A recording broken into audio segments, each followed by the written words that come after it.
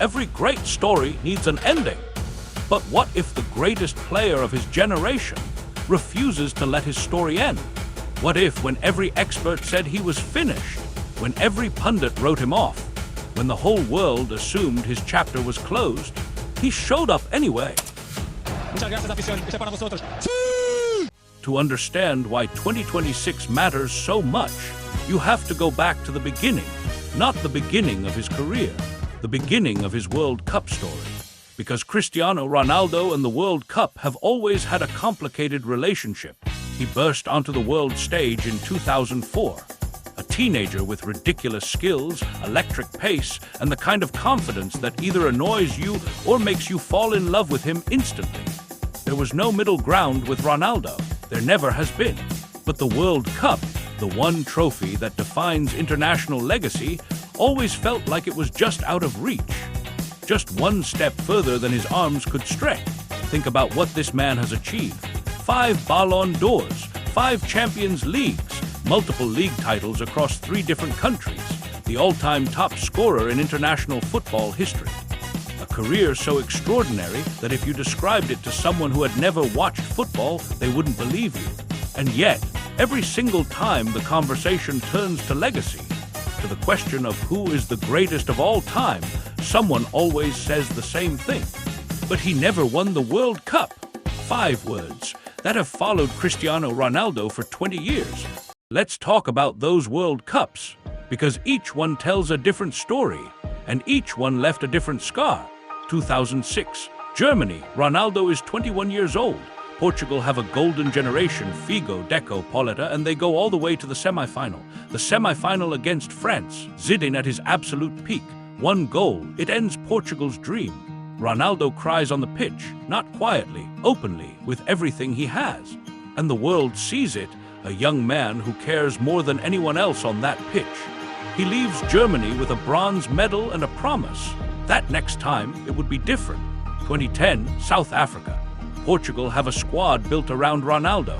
He scores 1 goal against North Korea, and they exit to Spain in the quarterfinals 1-0. He doesn't score, he barely touches the ball in the big moments, and the criticism begins. He's too selfish, too individual. He can't do it at a World Cup. He doesn't respond with words. He never does. He goes back to Madrid and scores 50 goals the next season. 2014, Brazil. Ronaldo arrives injured, genuinely not fit. He's been carrying a knee problem for weeks. Nobody outside Portugal knows how bad it really is. He plays anyway, because of course he does. Portugal are eliminated in the group stage. Ronaldo doesn't score a single open play goal. The headlines are brutal. The criticism is savage. But what nobody talks about is that he played through pain that would have kept most players at home. 2018, Russia. This time Ronaldo is magnificent.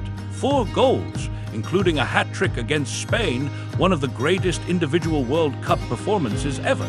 He carries Portugal to the round of 16 almost entirely on his own.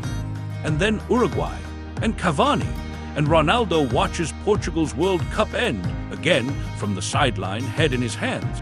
2022, Qatar. This was supposed to be the final chapter, the last chance, the fairy tale ending. He becomes the first man in history to score at 5 World Cups. Portugal reached the quarterfinal. And then the most controversial decision of the entire tournament. Fernando Santos drops him, benches him, replaces him with Gonçalo Ramos, who scores a hat-trick. The story becomes complicated immediately. Portugal beat Switzerland 6-1 without Ronaldo starting. And then Morocco, in the quarterfinal. He comes on late, he can't change it. Portugal lose 1-0, and Ronaldo walks off the pitch in Qatar crying, again, like he did in 2006 as a 21-year-old. Except now he's 37, and everyone assumed that was it. That was the last image, the final frame of Cristiano Ronaldo at a World Cup. Everyone was wrong. When Ronaldo signed for Al Nassr in January 2023, the narrative was already written. He'd gone to the desert to collect a paycheck, to wind down, to retire gracefully in a league where the competition couldn't hurt him. That's what everyone said. The pundits wrote their columns. The Twitter accounts made their jokes, the YouTube channels made their Ronaldo is finished videos, and Ronaldo, he scored 35 goals in his first full Saudi season, then 38 the next season. The man doesn't know how to stop. Physically, he is still, at 40 years old, in better shape than players 10 years younger. Because here's what people forget about Cristiano Ronaldo. His body isn't like other players' bodies. It's a machine he has spent 25 years building, maintaining, and optimizing with a discipline that borders on obsession. No alcohol, ever, perfect sleep, perfect diet, year-round training intensity that his teammates describe as frightening. This isn't a man who is fading. This is a man who is waiting for one last moment on the biggest stage there is. So why is 2026 different from every World Cup that came before it? 3 reasons. First, the format, 48 teams. Portugal don't just need to navigate a traditional bracket now. More games, more chances, more opportunities for Ronaldo to create the moment he's been chasing his entire career. In the old format, one bad game and you're out. In 2026, there's more room, more grace, more time for a story to develop. Second, the location. USA, Canada, Mexico, these aren't just neutral venues. These are footballing theaters with the biggest stages on earth. The MetLife Stadium in New Jersey, home of the final, holds 82,000 people. The atmosphere in American stadiums for football is already electric after 2026 qualifying hype. And in the stands, millions of Portuguese diaspora living across North America. Families who left Portugal carrying their flag and their faith. Faith that has always included Ronaldo. Third, and most importantly, motivation.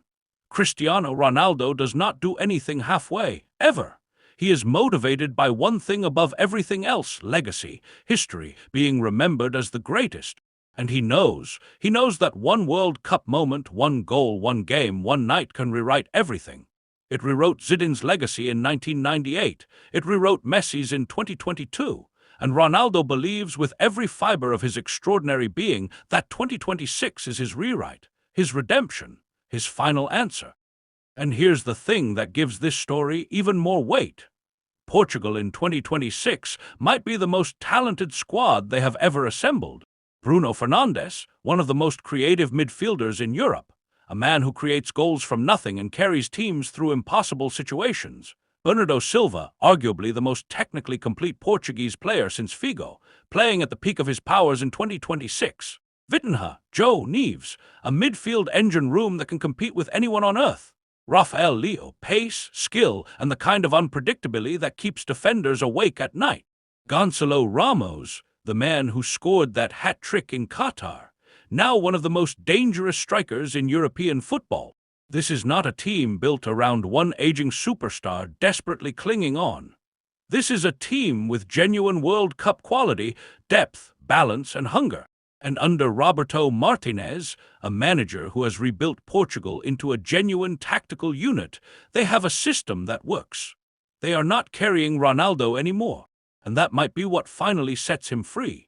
When the pressure isn't on his shoulders every single minute, when he can pick his moments, arrive at the right time in the right game, that's when Cristiano Ronaldo is at his most dangerous. He has done it his whole career. The big game, the big moment. Ask Manchester United fans about the 2009 Champions League final.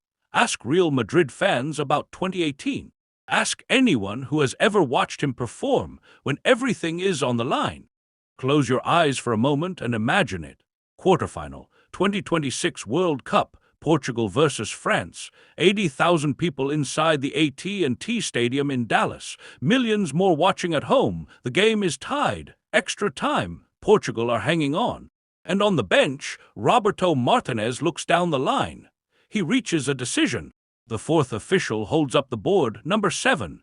The stadium doesn't just cheer, it transforms. 80,000 people on their feet as one, because they know what that number means, what it has always meant. Ronaldo walks to the touchline. He looks at the pitch. He takes one breath. And in the 118th minute, with the whole world watching, a corner comes in. Ronaldo rises. He always rises. The ball hits the net. And the stadium and every living room, every bar, every street corner on earth where people are watching erupts. He doesn't sprint. He doesn't flip. He drops to his knees. He looks up. Because this moment, this one moment, is the answer to every doubt, every criticism, he never did it at a World Cup. He did it at 41 years old, on the biggest stage in the world.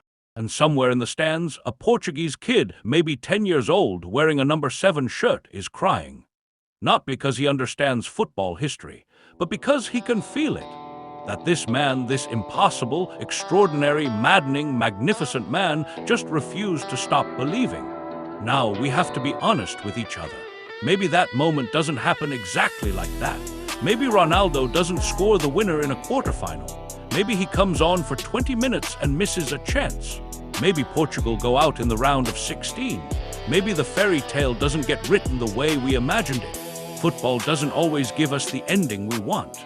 Zidane got a red card in his last game. Maldini never won the World Cup. Ronaldinho faded before his time. Football can be brutal. Football can be unfair. But here is what we know for certain. Cristiano Ronaldo will be at the 2026 World Cup. He will walk out of that tunnel. He will hear his name. He will feel the crowd. And regardless of what happens after that, regardless of goals or wins or trophies, that moment will mean something. To the kid in Madeira who grew up with nothing and became the most recognizable athlete on earth.